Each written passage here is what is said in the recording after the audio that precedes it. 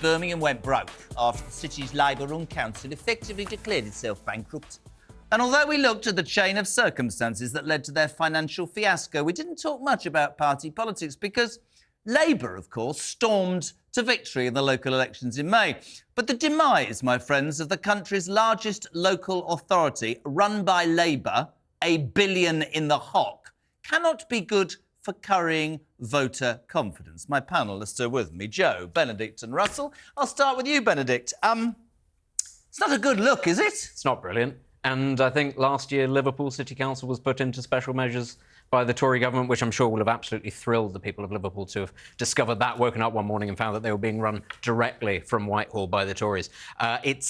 There is obviously a bit of a pattern. Labour councils have a bit of a history of finding themselves in financial difficulties. To go back to Liverpool again, the militant tendency had the unedifying spectacle of having to sack its own workers by hiring taxis to go out and hand out P45 notices. And on the subject of whether or not this is going to be the future for Britain under Labour, I would hope not, because I would hope Keir Starmer was more sort of a Neil Kinnock than a Jeremy Corbyn. And he's certainly done his very level best to move away from the Corbynista tendency. Yeah. But he is going to have a heck of a job on his hand getting local councils under control, under the thumb of central government, and saying to them, look, you cannot behave like this, because the country, as we all know, cost of living crisis, growth is in the laboratory. Absolutely nothing is working at the moment. It cannot be the case that councils also are spending themselves into oblivion.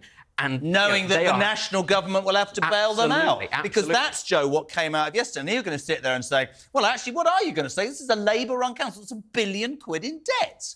Well, what I am going to say is that it's the Labour-run council that's had most of its assets stripped since the Tory government came in back in 2010 with austerity. They've lost so much money, nearly £1 billion this council has lost. And I think that with local authorities across the country... Is that the government's fault or bad money management by the people of the council? I mean, it's the biggest council in the country and in Europe. You would think that they would fund it adequately, but I actually think that with local authorities across the board, it's a bit of a postcode lottery. And actually, it depends on whether you're a blue or a red council. And clearly, Birmingham Council would have been probably in the back of the queue for the Tories, and they wanted this especially to happen.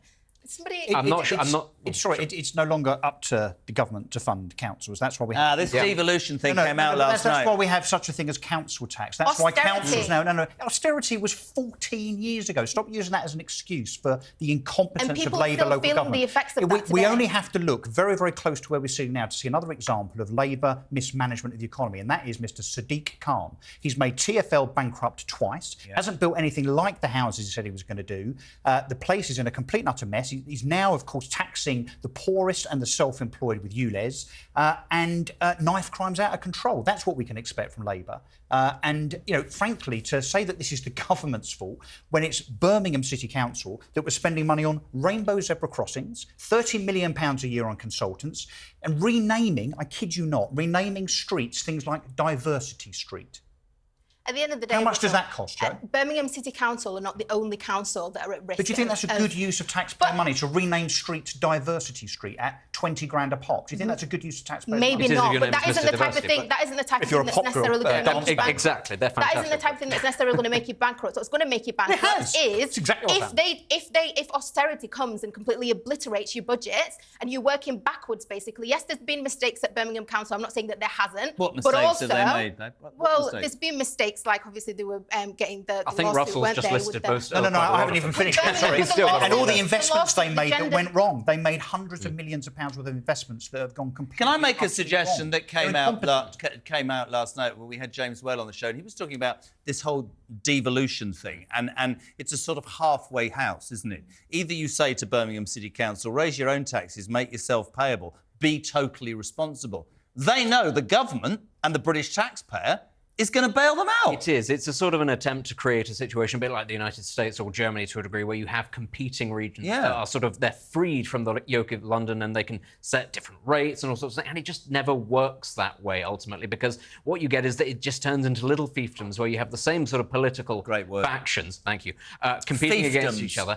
But ultimately, it just comes down to the same old party politics. Nobody is being liberated. Nobody is able to actually improve their situation, because what you get is people, exactly as you said, playing at politics, knowing full well if it all goes wrong, well, the government isn't going to let Birmingham sink, is it? It's the second or third largest city in the UK, it's going to have to step in.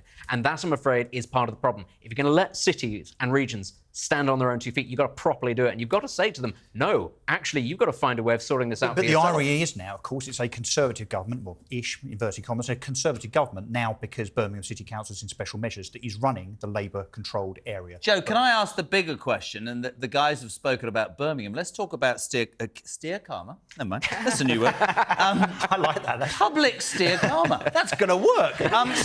This doesn't do an awful lot for steer karma's public confidence, does it? For what people think? Because if we look at Liverpool, if we look at Birmingham, if we look at that age-old view of the Labour governments of the past, which is we'll just give everybody what they want and we'll go skint. Let's remember what Liam Byrne left that note, there's no money left.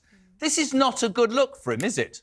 Well, I mean, in some ways, yes, you could say it's not a good look. But at the same time, Keir Starmer's just come in now. The effects that these Labour-run local authorities are experiencing are from the last 10 years. And I think that what people can be reassured about is having somebody like Rachel Reeves, who's going to be Chancellor. I think she's very level-headed. And I think that, you know, she's the type of person that will manage the country using, you know, sound money type of mindset. Labour have no record of doing that whatsoever, ever. Well, they haven't been in power for the last but 30 whenever they years. have been in power, they've always left, always, without fail, unemployment higher, without... Does it not worry you? And I was, I'm gonna say the wrong thing here. I was a little bit impressed with his reshuffle this week. I thought he, you know, made a few decisions that needed to be made. But he does flip-flop. And it wasn't 4 years ago or 3 years ago when he stood for leader, when he embraced Jeremy Corbyn and everything that the left stood for. And he's eradicated that. So if things start to go wrong and left-wing councils and people on the left of the party start carping, what are we going to get as a country? Last question, last answer. Well, at the end of the day, Keir Starmer listened to the country. He listened to the mood of the country. He knew that, you know, Corbyn type of politics doesn't work. Yeah. And I think that if he carried on with that narrative, he wouldn't have got... Can he rid the local councils, the fiefdoms of the Jeremy Corbyn type of person? That's what he needs to do. Can he? Well, yeah, absolutely. I think that he'll be much more trusted. And like I said, it is a postcode lottery when it comes to this. And I think that Labour will be a lot more genuine. Jeremy, in terms he's of, now being told what to do by Tony know. Blair. That's what he's... And actually, look, we should remember what the late, great Margaret Thatcher said. The problem with socialism is eventually you run out of other people's money.